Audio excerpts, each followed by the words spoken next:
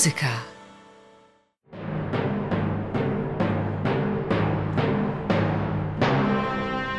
A memorable start. Thus spoke Zarathustra by Richard Strauss. On the podium of Rome's auditorium, the Briton Daniel Harding conducting the orchestra of St. Cecilia, both in top form. But the highlight of the recent concert was top Italian jazzman Stefano Bollani, giving his interpretation of Maurice Ravel's Piano Concerto in G.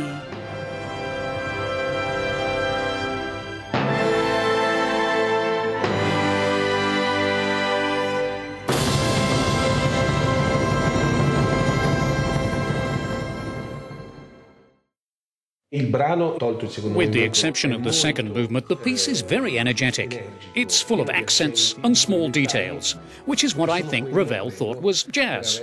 Not so much the improvisation aspect, but rather all these irregular accents he plays, which sound like an American big band.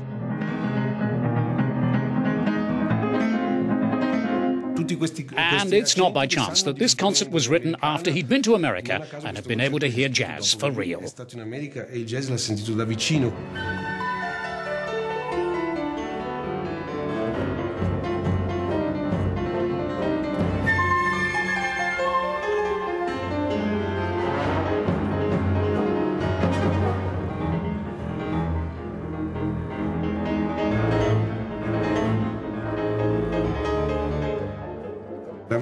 Ravel was called the Swiss clockmaker by his friend, in inverted commas, Stravinsky, because he was extremely good at working each tiny detail whilst having a quite detached attitude. Of course, you should not perform it in a cold way, but you can add a kind of ice coating to it, which is appropriate to Ravel, and I think he would have liked.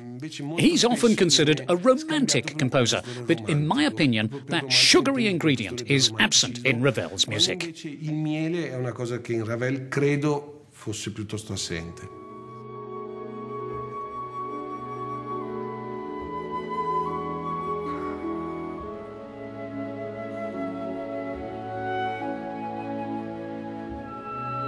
How does a world-acclaimed conductor such as Daniel Harding feel about a jazz musician like Bollani interpreting a classical piece? What I really like is that there's a completely unpretentious thing about the way he plays it. He loves the music. He has a great feeling for the kind of incessant drive of it. In the second movement, with these, this extraordinary, beautiful harmonic line, and of course, as a jazz musician, his ear for harmony is fantastic, but maybe his way of approaching it slightly, it's not quite the same way as ours. And there's something beautiful about the kind of childlike honesty with which he approaches it. He plays the piece in a way that makes me love the piece, or reminds me that I love the piece, and that's great. When talking of this concert, everyone refers to the second movement, which is certainly the least jazzy of the three, but the most difficult to play for the pianist. It doesn't look so when you look at the score, but it's quite difficult to keep that kind of tension all the time. That's exactly where I'd like to add my ice coating, because it's a very Mozart-like piece. It's very inspired, but also very posed, and as this music is so beautiful, the risk is to let yourself go and play it all cantabile.